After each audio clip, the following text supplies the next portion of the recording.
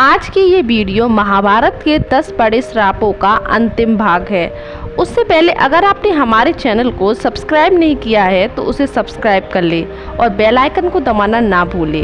तो चलिए शुरू करते हैं।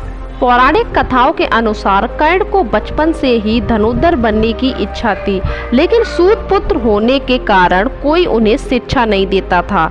जब वह धनुर्विद्या सीखने के लिए गुरु द्रोणाचार्य के पास गए थे तो उन्होंने भी सूत पुत्र होने के कारण कर्ण को धनुर्विद्या देने से इनकार कर दिया। इसके बाद फिर निराश होकर वे भगवान परशुराम के पास जाते हैं, लेकिन भगवान परशुराम से ब्राह्मणों को ही विद्या देते थे।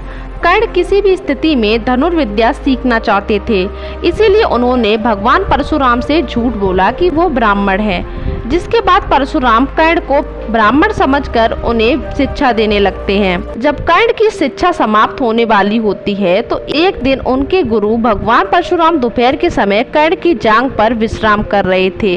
उसी समय एक कीड़ा आता है जो कर्ण की जांघ पर काट लेता है।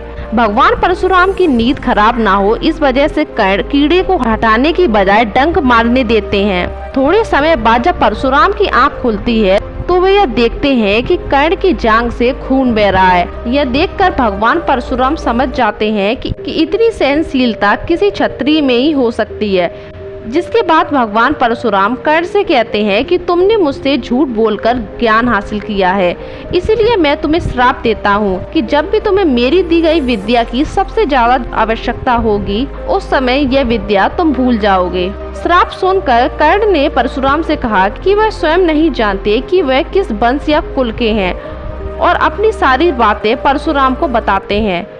जिसके बाद भगवान परशुराम को अपने दिए हुए श्राप पर पश्चाताप होता है, लेकिन दिया हुआ श्राप वापस नहीं लिया जा सकता है। इसलिए भगवान परशुराम विजय धनुष बाण वरदान के रूप में कर्ण को देते हैं। जिसके बाद कर्ण भगवान परशुराम के आश्रम से विदा ले लेते हैं। महाभारत में द्रौपदी ने घटोत्कच को इसीलिए श्राप दिया था क्योंकि उन्होंने द्रौपदी का अपमान किया था। जब घटोत्कच पहली बार अपने पिता भीम के राज्य में आए तो उन्होंने अपनी मां हिडंबा की आज्ञा के मुताबिक द्रौपदी को कोई सम्मान नहीं दिया। यह देखकर द्रौपदी का मन आहत हुआ और उन्हें अपमान महसूस हुआ। द्रौपदी ने गुस्से में आकर घटोत्कच को श्राप दिया कि उनकी जल्दी मृत्यु हो जाएगी और वे बिना युद्ध के मारे जाएंगे।